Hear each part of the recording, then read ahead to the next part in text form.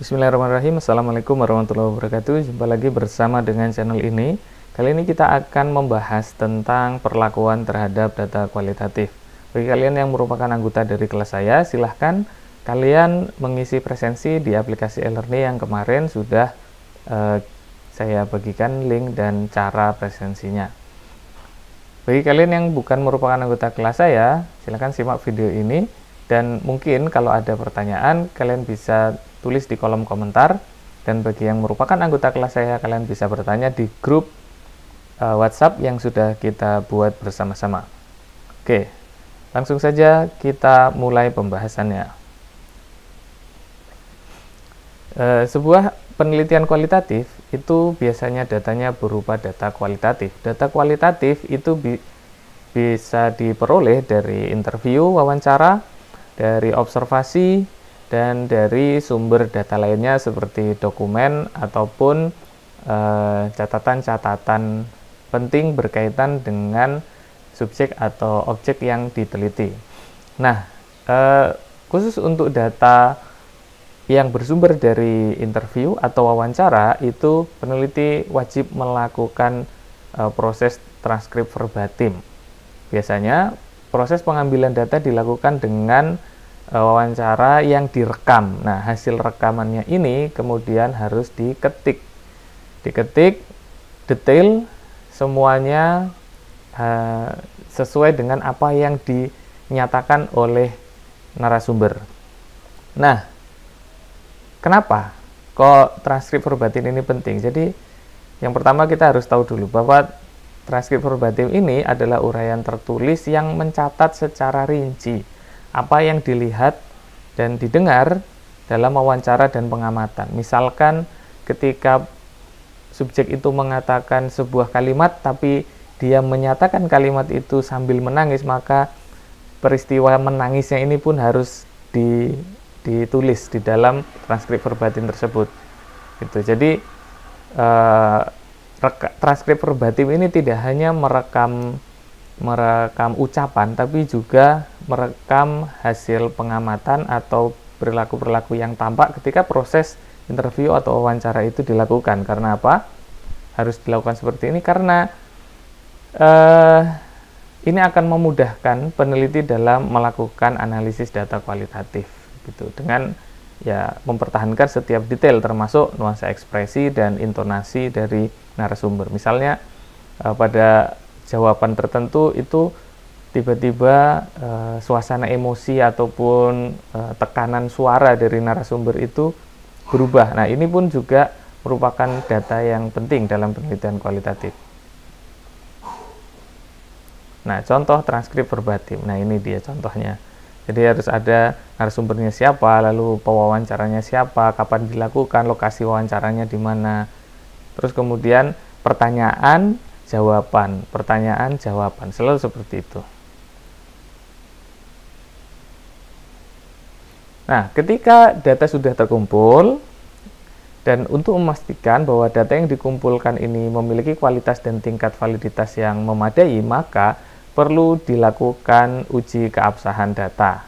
Nah, apa saja yang harus dilakukan? Nah, yang pertama adalah kredibilitas. Jadi, kredibilitas ini mengacu pada sejauh mana data atau temuan penelitian itu dapat dipercaya oleh para peneliti dan pembaca dari penelitian tersebut, gitu. Karena apakah data yang dikumpulkan ini valid atau tidak, itu perlu dipastikan. Nah, ini ada beberapa teknik yang dapat digunakan untuk meningkatkan kredibilitas dari penelitian atau dari data yang telah dikumpulkan itu. Yang pertama, triangulasi. Apa itu? Triangulasi ini adalah kita menggunakan mengkonfirmasi validitas sebuah informasi atau data dengan beberapa cara. Nanti kita akan bahas lebih lanjut, ada dengan menggunakan jenis metode pengumpulan data yang berbeda, dengan mengkonfirmasi terhadap sumber data yang lain, atau juga melakukan pengecekan data dari waktu ke waktu, gitu. Terus kemudian yang kedua caranya adalah dengan member check. Member check ini melibatkan partisipan dalam memverifikasi temuan penelitian. Jadi uh, member check itu misalnya di sebuah kelompok narasumber itu informasi mungkin akan berbeda dari satu narasumber ke narasumber lain, misalnya meneliti sebuah organisasi begitu. Nah, setiap anggota organisasi ini kemudian itu ditanya apakah data atau informasi yang disampaikan itu sama atau tidak gitu. Kalau data yang disampaikan sama, maka kita bisa memastikan bahwa oh, berarti datanya kredibel. Kemudian yang ketiga adalah analisis kasus negatif. Apa ini? Yaitu memeriksa data yang bertentangan dengan temuan utama. Misalnya begini, kita menemukan sebuah informasi yang kok informasi ini berbeda dengan temuan utama dari penelitian tersebut. Kita harus memperdalam temuan yang berbeda ini. Jangan-jangan kredibilitas dari data utama tadi itu ternyata dipertanyakan.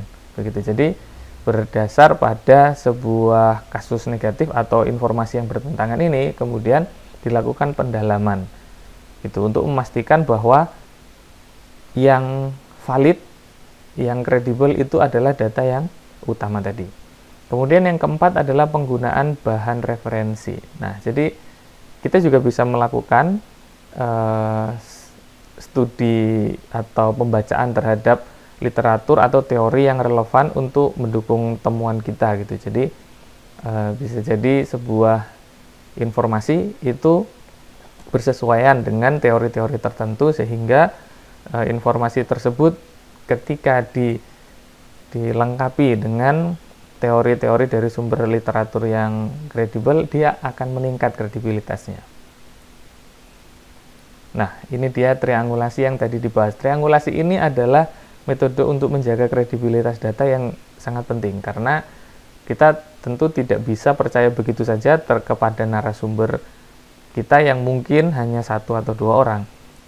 Apalagi pada topik penelitian yang mungkin itu bersifat sensitif. Kadang-kadang ada beberapa informasi yang ditutup-tutupi atau informasi yang dikeluarkan tapi tidak semuanya. Nah, untuk mengatasi hal tersebut itu kita bisa melakukan triangulasi. Nah, triangulasi ini ada 3.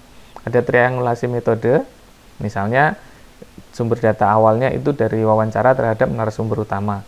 Lalu kemudian kita lengkapi dengan observasi atau dengan analisis dokumen-dokumen terkait gitu untuk mengkonfirmasi apakah informasi yang didapat dari narasumber utama tadi itu cocok sesuai dengan temuan hasil observasi dan analisis dokumen yang dilakukan gitu. Jika iya, maka berarti valid dan kredibel dia. Kemudian yang kedua adalah triangulasi sumber data. Mengumpulkan data dari berbagai sumber, misalnya kita mendapat data dari informan utama. Nah, untuk mengkonfirmasi itu, kita coba untuk berkeliling ke orang-orang di sekitar dari narasumber utama tadi. Dan kita bertanya kepada orang-orang di sekeliling narasumber utama tadi untuk memastikan bahwa data yang didapatkan dari narasumber utama tadi itu memang data yang kredibel. Kemudian triangulasi waktu, yaitu dengan membandingkan data yang diperoleh pada waktu yang berbeda. Nah, ini peneliti dapat memperkuat keabsahan temuan dan memahami perubahan yang terjadi seiring waktu itu. Apakah ada konsistensi data dari waktu tertentu gitu. Karena bisa jadi data yang tidak kredibel itu terjadi juga karena yaitu tadi. Karena sebenarnya ada yang ditutup-tutupi atau ada yang ternyata tidak asli, dan itu semua bisa terungkap kalau penggalian data itu dicek dari waktu ke waktu. Kemudian transferabilitas. Jadi setelah tadi kredibilitas, salah satu parameter keabsahan data itu ada kredibilitas, ada transferabilitas. Apa itu transferabilitas? Itu adalah istilah yang menggambarkan sejauh mana temuan penelitian itu dapat diterapkan pada konteks atau populasi yang lain gitu. Jadi dalam penelitian kuantitatif kan memang tujuannya untuk generalisasi. Tapi Kalau di dalam kualitatif, istilahnya bukan generalisasi, tapi transferabilitas. Kemampuan temuan penelitian itu diterapkan pada konteks dan populasi lain gitu.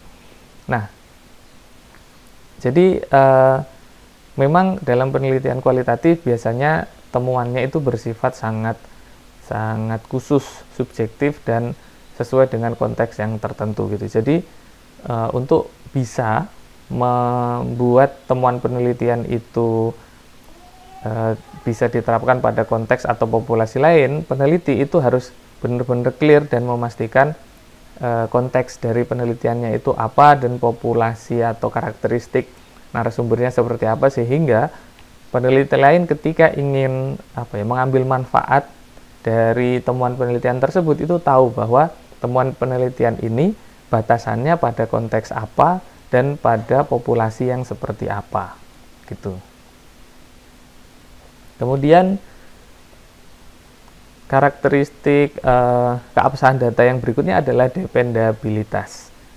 Dependabilitas ini mengacu pada konsistensi atau ketepatan data serta temuan selama proses penelitian. Dia istilahnya mirip dengan reliabilitas dalam penelitian kuantitatif. Jadi kalau transferabilitas tadi mirip dengan istilah generalisasi, tapi kalau dependabilitas itu mirip dengan istilah reliabilitas gitu. Jadi dia mengacu pada sejauh mana data atau temuan penelitian itu dapat diandalkan dan dapat dipercaya. Jadi dia berarti bahwa proses penelitian itu dapat diulang dengan hasil yang konsisten gitu. Dan sejauh mana sebuah penelitian kualitatif itu ketika diteliti kembali itu hasilnya konsisten gitu. Jadi bagaimana supaya memiliki data sebuah penelitian kualitatif itu memiliki dependabilitas yang baik? Jadi peneliti itu harus mendokumentasikan langkah-langkah penelitiannya secara rinci untuk memastikan transparansi. Selama penelitian, catatan secara rinci setiap keputusan yang diambil, perubahan yang terjadi, dan alasan di balik itu semua gitu. Dan ini tujuannya itu tadi, memastikan transparansi dan memungkinkan orang lain untuk mengikuti jejak penelitiannya. Ini namanya audit trail. Yang berikutnya adalah memastikan bahwa penelitian dilakukan dengan konsisten dan sesuai dengan metode yang telah ditetapkan. Nah, konsistensi ini mengacu pada keseragaman dalam teknik mengumpulkan dan menginterpretasi datanya gitu. Kemudian melibatkan pihak lain juga bisa, misalnya rekan peneliti atau ahli untuk memeriksa atau mengkonfirmasi temuannya ini. Kita bisa mengajak orang lain untuk melihat data, kemudian menganalisis dan memeriksa temuannya gitu, dan menerima masukan atau kritik dari mereka atas data, proses analisis, dan temuan yang dihasilkan dari penelitian itu tadi gitu. Kemudian yang berikutnya adalah konfirmabilitas. Konfirmabilitas ini mengacu pada sejauh mana temuan penelitian ini dapat diakui atau diverifikasi oleh pihak lain gitu. Nah, untuk menjamin ini diperlukan 3 hal ini. Yang pertama adalah deskripsi metode penelitiannya. Jadi harus jelas dan rinci metode yang dipakai dalam penelitian ini bagaimana, termasuk proses pengumpulan data dan analisis datanya. Yang kedua adalah transparansi data, yaitu mengungkap secara terbuka semua langkah yang dilakukan dan dalam penelitian ini, termasuk perubahan yang mungkin terjadi selama proses. Yang ketiga adalah keterbukaan terhadap komentar. Jadi kita harus menyambut baik komentar atau kritik atau saran dari peneliti lain yang ingin memeriksa atau mengkonfirmasi temuan penelitian kita gitu. Jadi penelitian ini bisa terkonfirmasi begitu. Jadi bukan sebuah temuan penelitian yang tertutup terus semua orang itu dipaksa untuk percaya begitu saja begitu. Jadi dia terbuka, transparan, dan tidak tertutup dari saran, kritik, atau komentar dari peneliti lain atau orang-orang yang mengambil manfaat dari temuan penelitian tersebut. Oke, thank you, terima kasih ini adalah materi yang seharusnya minggu depan, tapi ketika saya cek di RPS ternyata dia terbalik. Harusnya yang terakhir itu adalah analisis data. Nah, setelah ini kita akan belajar tentang proses analisis data, dan perlakuan terhadap data itu mendahului atau mengawali proses analisis data. Perlakuan terhadap data yang benar, yang kredibel, itu akan membuat data kita itu sah gitu. Jadi keabsahan data kita itu bisa dipertanggungjawabkan, dan ketika data itu keabsahannya bisa dipertanggungjawabkan, maka temuan penelitiannya itu juga akan bisa dipercaya dan bisa lebih kredibel, lebih mampu, lebih kuat untuk bisa dimanfaatkan bagi pengambil manfaat dari temuan penelitian tersebut. Saya kira begitu. Terima kasih atas perhatiannya. Kurang dan lebihnya saya mohon maaf. Saya akhiri. Wassalamualaikum warahmatullahi wabarakatuh.